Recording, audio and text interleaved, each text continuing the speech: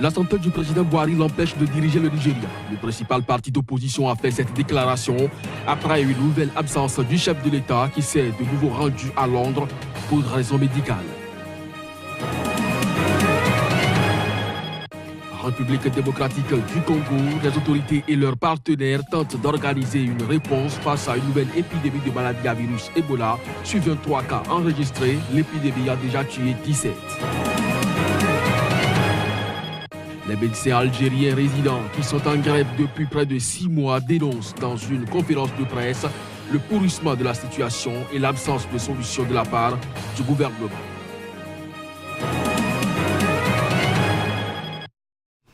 Bonjour à chacun, bonjour à tous, bonne fête de l'Ascension à tous les chrétiens du monde. Au Nigeria, l'opposition estime une nouvelle fois que la santé du président Muhammadu Buhari l'empêche de diriger le pays. Le principal parti d'opposition nigérian, le Parti populaire démocratique PDP, a fait cette déclaration à travers un communiqué après une nouvelle absence du chef de l'État qui s'est de nouveau rendu à Londres pour raison médicale. Reportage.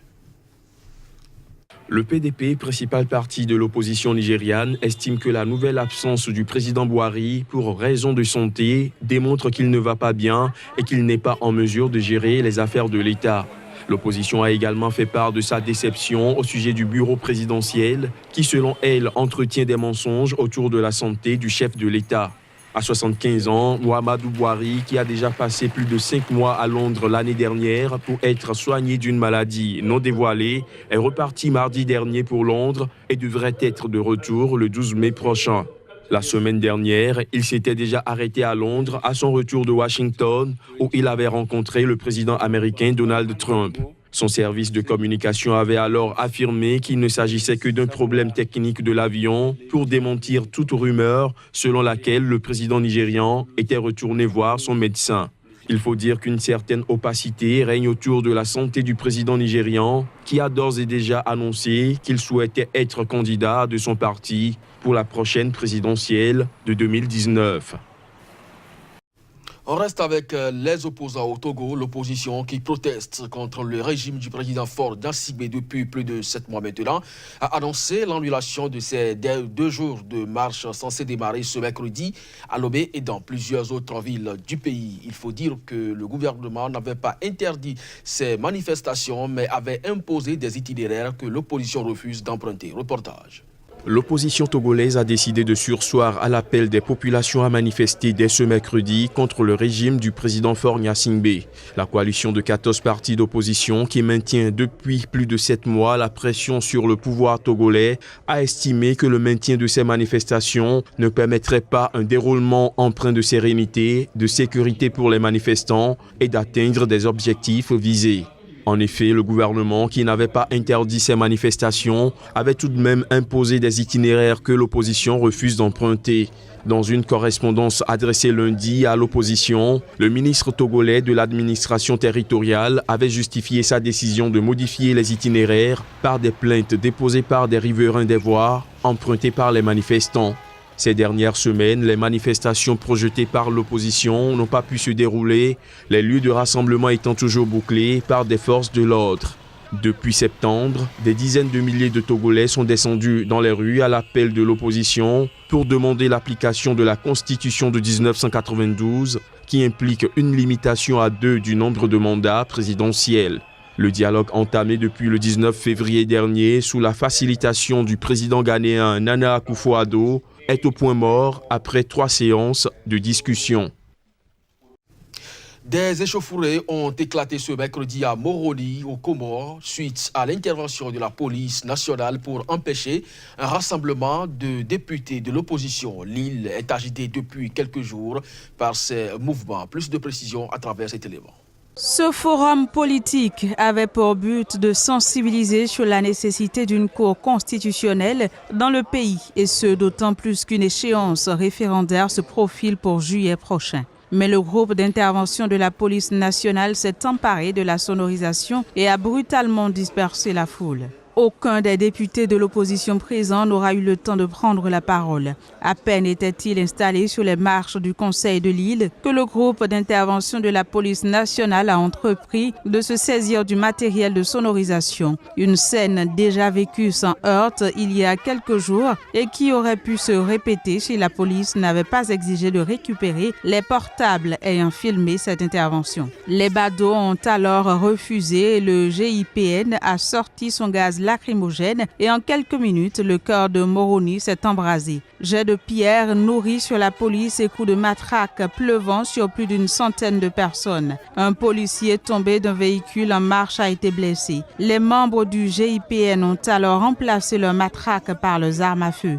La foule s'est finalement dispersée rapidement. Une heure plus tard, les escadrons de police ont fait près d'une dizaine d'interpellations musclées sur la base de renseignements de policiers en civil présents. Dans la cohue, 2 députés ont été arrêtés et une arme à feu perdue par un policier reste introuvable.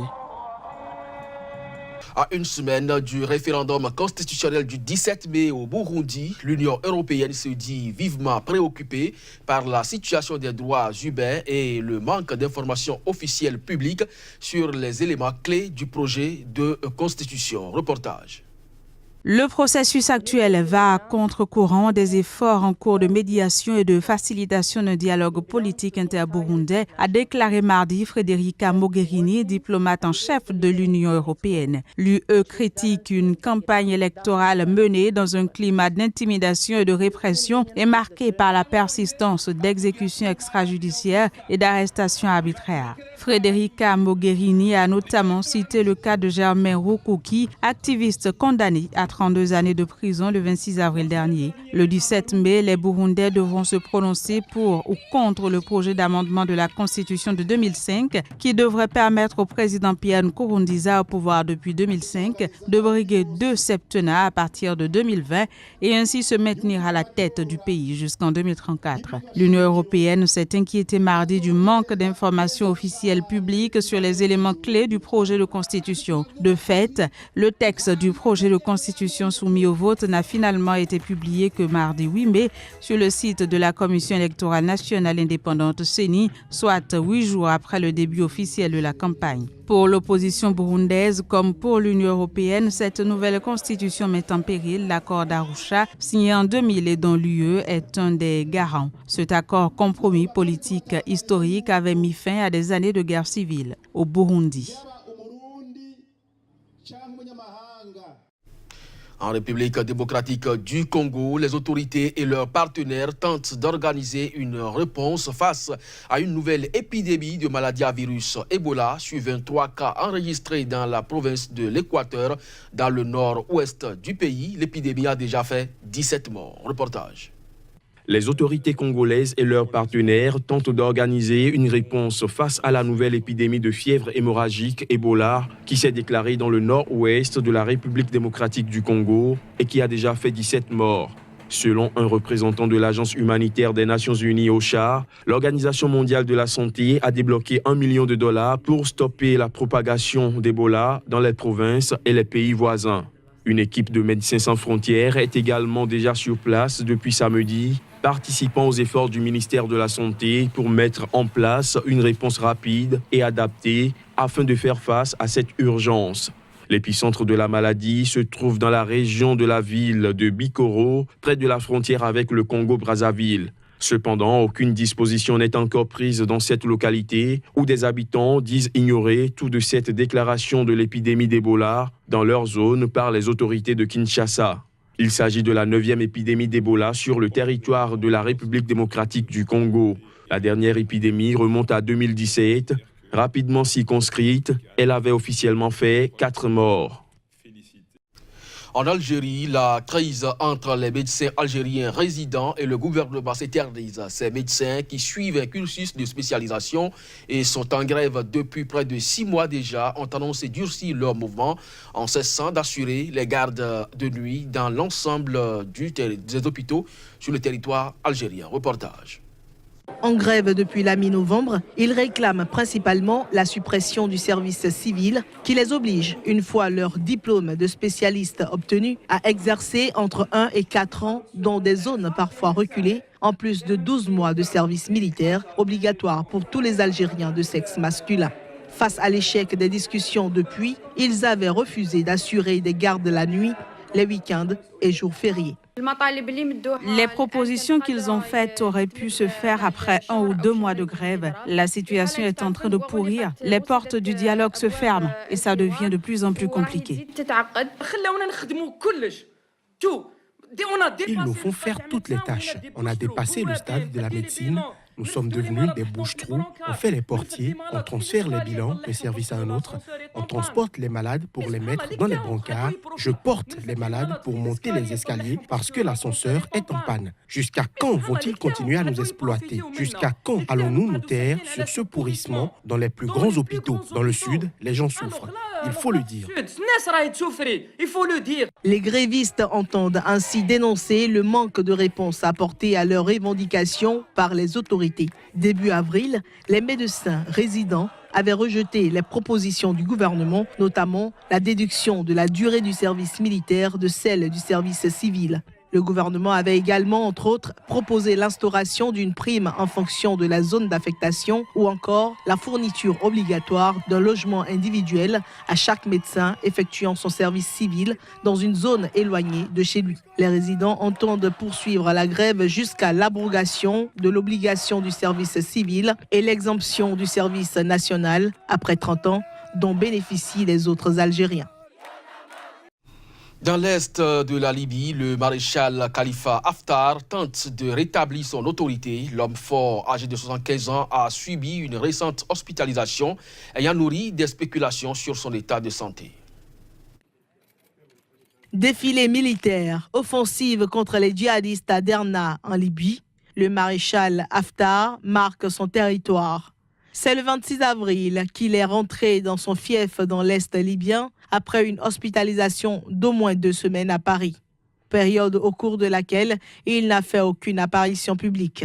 Des rumeurs sur son état de santé avaient inondé les réseaux sociaux en Libye, certains médias ayant même annoncé sa mort, ouvrant la voie à des spéculations sur sa succession. Crisis Group, dans un rapport publié mardi, a indiqué que nombre de ses adversaires dans l'ouest de la Libye ont crié victoire, estimant que les jours de l'armée nationale libyenne, autoproclamés par le maréchal Haftar, étaient comptés. Il est apparu une nouvelle fois lundi, s'offrant un défilé militaire qui s'apparentait à une démonstration de force, avec la participation de milliers de soldats et d'avions de chasse. Le maréchal, bête noire des islamistes, fêtait le 4e anniversaire du lancement de son opération anti-djihadiste qu'il avait baptisée Dignité et qui visait à reprendre la ville de Benghazi.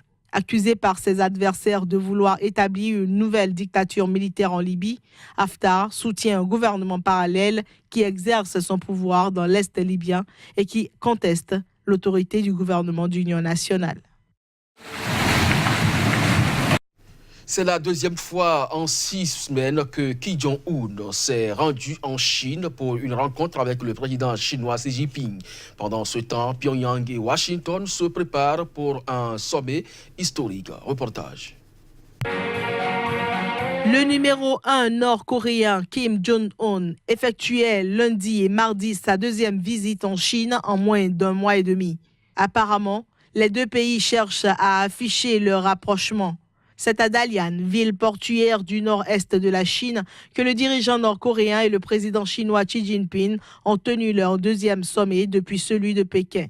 À l'occasion, Kim a réitéré son engagement pour une dénucléarisation de la péninsule coréenne. Les relations entre la Chine et la République populaire démocratique de Corée ont connu des avancées positives après la première visite du président en Chine.